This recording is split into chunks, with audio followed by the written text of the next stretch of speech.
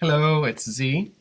I'm here for your vlog number 3, and I just want to discuss real quick about week 4, providing some unscripted comments and feedback based on my observation, and hopefully keep everything rolling for you guys. So, um, attendant data came back. It looks like not everybody's getting to the discussion board in a timely fashion.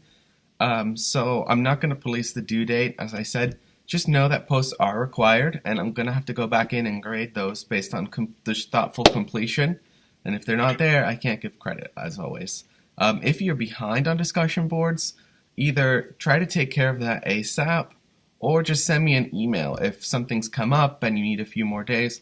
That way I have peace of mind, and you have peace of mind, and we know that you're on it, as I'm sure everybody is. And just to repeat our little mission statement of our discussion boards, our overall goal is to create a community of inquiry where collegial and passionate discourse can occur in a supportive environment. So I think for the most part we are succeeding in doing that, and if we can just get a little quicker on uploading our thoughts, preferably by midnight on Sunday. So that would be a soft due date of midnight on Sunday for week 4 for us right now. Today's Thursday, so we have a few more days.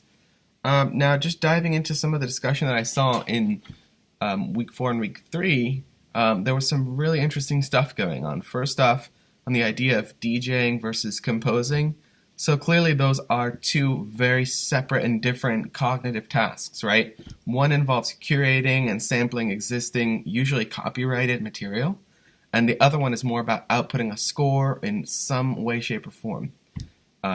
So if a DJ's mix is intricate enough to be considered a score, and the sampled loops perhaps are granular enough that it doesn't really feel like a mashup of just 2 or more existing songs, for instance, DJ Food is one that comes right to my mind, then those sonic products would definitely be considered compositions. However, something like a playlist of songs that is piped into a discotheque or a cafe, that playlist is not really a composition in of itself. That's a playlist. So those are sort of the two extreme examples of DJing, one that is an example of composition as well, one that is not. So some additional resources on this is really interesting sort of philosophical quandary, right? You can check out the electronic musician called DJ Food, who is a really great composer. And also Walter Benjamin, the philosopher, he talks about sort of a lot of this type of issue in his classic and really iconic piece that honestly everybody should just read it, but it's not required, called The Work of Art in the Age of Mechanical Reproduction. Again, that's Walter Benjamin, spelled Benjamin, The Work of Art in the Age of Mechanical Reproduction.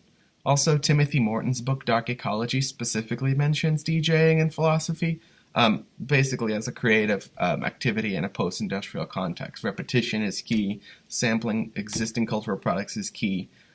So there are ways where it works one way and ways where it works the other way. It's very interesting and nuanced. So again, there's nothing wrong with DJing whatsoever, but it's a particular set of activities which should probably be parsed out on its own merits and on its own terms. I saw some really great comments about approaching composition in a sequence or within a lesson, and I just wanted to highlight, again, sort of zooming out from the different types of composition activities. Any level 3 or level 4 music activity is going to be awesome in your lesson. Anything in that create taxonomy is really lovely, and as long as it's developmentally appropriate, scaffolded to your key points and aims, and approached sequentially, I think you're in great shape. Doesn't necessarily have to be composition on pen and paper every time, or composition on Western music notation in the notation entry tool every time. So there could be film scoring, where maybe you cut out the audio and kids make up their own audio and input that. It could be a scaffolded version of that, where kids have input about what sounds should be occurring on top of a video montage or some other visual. It could be loop-based composition, just drag and drop. Really fun, really engaging, pretty easy, unless you have more. And then you can make it more rigorous by putting in constraints, right? Like it has to be at least X amount of time. It has to at least have this, this, and this, etc. So there's loop-based composition. DJing could be a thing. creating a playlist. That's one way that kids could begin to curate, begin to express an aesthetic without having to account for every single note or every single bit of the sound, right? They can say, I'm going to start with this song, I'm going to end with this song, I'm going to have this song in the middle. That is a level 2, 3, in terms of Bloom's taxonomy activity. That's totally awesome. So just see how that fits for you. And I know we have a big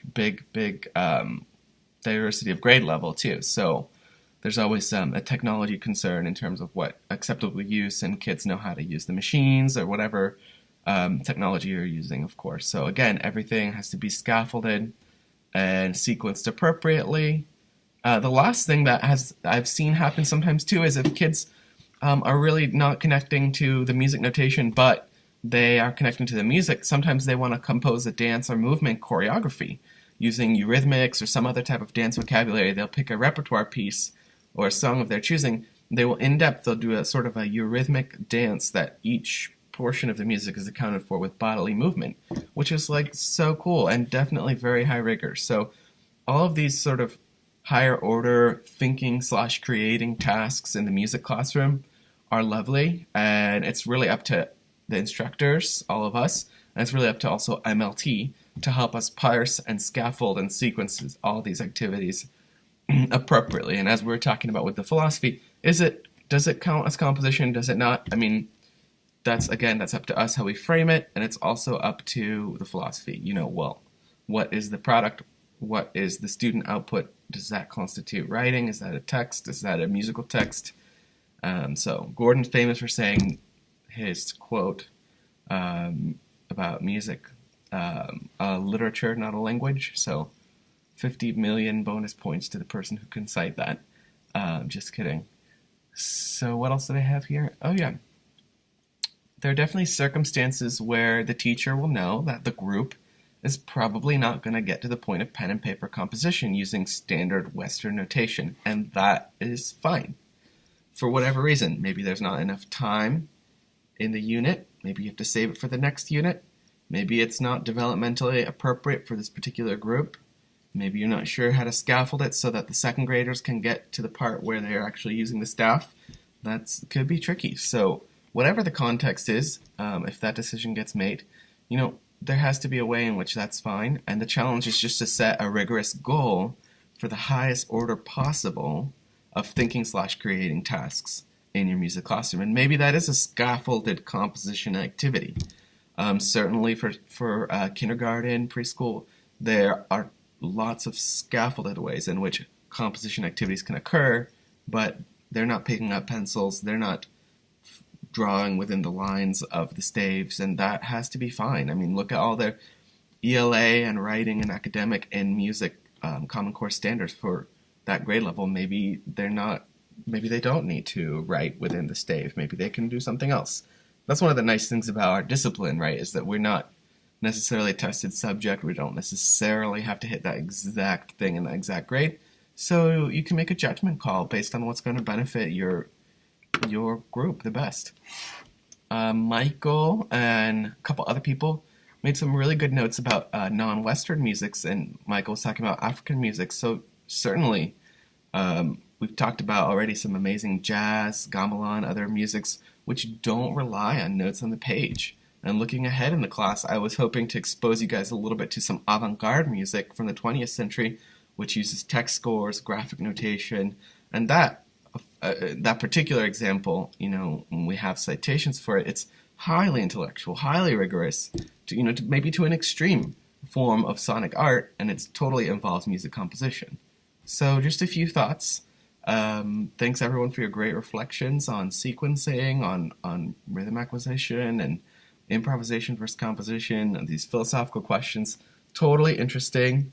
It's a really fun part of my week to read through your responses and to think through my responses to those, and keep up the good work. Also, don't forget about office hours. I am available. Just shoot me a note.